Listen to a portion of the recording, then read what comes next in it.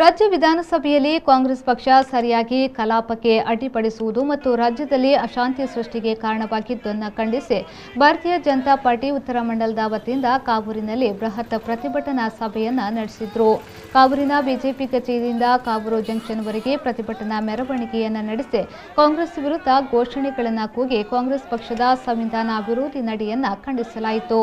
ಶಾಸಕರಾದ doctor Bharat Shetty Y ಅವರು ಮಾತನಾಡಿ, ಕಾಂಗ್ರೆಸ್ ಪಕ್ಷ ವಿಧಾನಸಭಾ ಕಲಾಪಕ್ಕೆ ಅಡ್ಡಿಪಡಿಸುವುದನ್ನು ತೀವ್ರವಾಗಿ ಖಂಡಿಸಿದರು. ಪ್ರತಿಭಟನೆಯಲ್ಲಿ ಉತ್ತರ ಮಂಡಲ ಬಿಜೆಪಿ ಅಧ್ಯಕ್ಷರಾದ ತಿಲಕ್ ರಾಜ್ ಕೃಷ್ಣಾಪುರ, ಬಿಜೆಪಿಯ ಜಿಲ್ಲಾ ಕಾರ್ಯದರ್ಶಿ ಪೂಜಾ ಪೈ, ಉಪಾಧ್ಯಕ್ಷ ಗಣೇಶ್ ಹೊಸಬೆಟ್ಟು, ಜಿಲ್ಲಾ ಮಾಧ್ಯಮ ಪ್ರಮುಖ ರಣದೀಪ್ ಕಾಂಚನ್, ಪ್ರಧಾನ ಕಾರ್ಯದರ್ಶಿಗಳಾದ ರಾಜೇಶ್ ಕೊಟ್ಟಾರಿ, ಸಂದೀಪ್ ಪಚ್ಚನಾಡಿ, ಮಂಗಳೂರು ಮಹಾನಗರ ಪಾಲಿಕೆಯ ಸದಸ್ಯರು, ಗ್ರಾಮ ಪಂಚಾಯತ್ ಅಧ್ಯಕ್ಷರು, ಸದಸ್ಯರು, ಪಕ್ಷದ ವಿವಿಧ ಮೋರ್ಚಾಗಳ ಪ್ರಮುಖರು ಪಾಲ್ಗೊಂಡಿದ್ದರು. ಸಿಎ ಗಲಾಟೆಯನ್ನ ಎಸ್ಟಿಪಿಎನ್ ಶುರು ಮಾಡಿದರು. ಮಂಗಳೂರಿನಲ್ಲಿ ಗಲಭೆ ಎಲ್ಲಿಸುವಂತ ಒಂದು ಪ್ರಯತ್ನವನ್ನ ಮಾಡಿದರು. ಪೊಲೀಸ್ ಸ್ಟೇಷನ್ಗೆ ಬೆಂಕಿ ಹಚ್ಚುವಂತ ಒಂದು ಕೆಲಸಕ್ಕೆ ಕೈ ಹಾಕಿದ್ರು. ಸರ್ಕಾರ ಬಿಡ್ಲಿಲ್ಲ. ಮುಂದೆ ಬಂದು ಗೋಲಿಬಾರ್ ಆದ್ರೂ ಚಿಂತೆ ಇಲ್ಲ. ಸಾರ್ವಜನಿಕ ಸ್ವತ್ತುಗಳಿಗೆ ಹಾನಿ ಮಾಡಲಿಕ್ಕೆ ನಾವು ಅವಕಾಶ ಮಾಡಿಕೊಡುವುದಿಲ್ಲ. ಮತೀಯ ಶಕ್ತಿಗಳಿಗೆ ಮುಂದೆ ಬರಲಿಕ್ಕೆ ಖಂಡಿತ ಅವಕಾಶ ಇಲ್ಲ ಅನ್ನುವಂತ ನೇರವಾದ ದಿಟ್ಟವಾದ ವಿಷಯವನ್ನ ಕರ್ನಾಟಕದ ಜನರಿಗೆ ನಾವು ತಿಳಿಸಿದ್ದೇವೆ.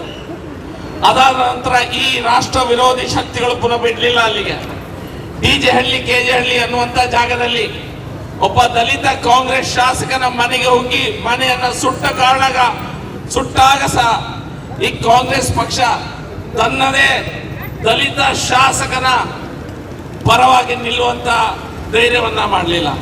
ಈ ಎಸ್ಟಿಪಿಐ ಸಿಎಫ್ಐ ಅನ್ನುವಂತ ಈ ದೇಶ ವಿರೋಧಿ ಶಕ್ತಿಗಳನ್ನೆಲ್ಲ ಎಲ್ಲೋ ಒಂದು ಕಡೆಯಿಂದ ಹಿಂದಿಂದ ನಮ್ಮ ಬಿ ಟೀಮ್ ಆಗಿ ಮುಂದೆ ಬಿಟ್ಟರು. ನಮ್ಮ ಮಂಡಲದಲ್ಲಿ ಕೆಲವಾರು ಗ್ರಾಮ ಪಂಚಾಯತ್ಗಳಲ್ಲಿ ಕಾಂಗ್ರೆಸ್ ಮತ್ತು ಎಸ್ಟಿಪಿಐ ಒಟ್ಟು ಸೇರ್ಕೊಂಡು ರಾಜಕೀಯ ಮಾಡ್ತಾ ಇದ್ದಾರೆ. ಮತ್ತೆ ಹೇಳ್ತಾರೆ ನಮಗೆ ಕಾಂಗ್ರೆಸ್ಗೂ ಎಸ್ಟಿಪಿಐಗೂ ಸಂಬಂಧ ಇಲ್ಲ ಅಂತ. ಹಾಗಾದ್ರೆ ನೀವು ರಿಸೈನ್ ಮಾಡಿ ಹೊರಗೆ ಬನ್ನಿ. ಗುರುಪುರ ಪಂಚಾಯತ್ ನಲ್ಲೇ ಎಸ್ಟಿಪಿಐ ಮತ್ತು ಕಾಂಗ್ರೆಸ್ ಅವರು ಸೇರಿ ರಾಜಕಾರಣ ಮಾಡ್ತಾ ಇದ್ದಾರೆ. ಅದಕ್ಕೆ ಉತ್ತರ ಕೊಡೋದಿಲ್ಲ ಇವರು ಯಾರು ಸಹ. ಪ್ರಶ್ನೆ ಕೇಳಿದಾಗ ಪ್ರಶ್ನೆ ಕಿವುಡ್ರಾಗೆ ಮಾಡ್ತಾರೆ. ಜಾಣ ಕೂಡ್ರ ಅಂತ ಇರ್ತಾರೆ. ಅದೇ ರೀತಿಯ ವರ್ತಮಾನವನ್ನ ಕಾಂಗ್ರೆಸ್ ಅವರು ತೋರಿಸ್ತಾನೆ ಬಂದಿದ್ರು.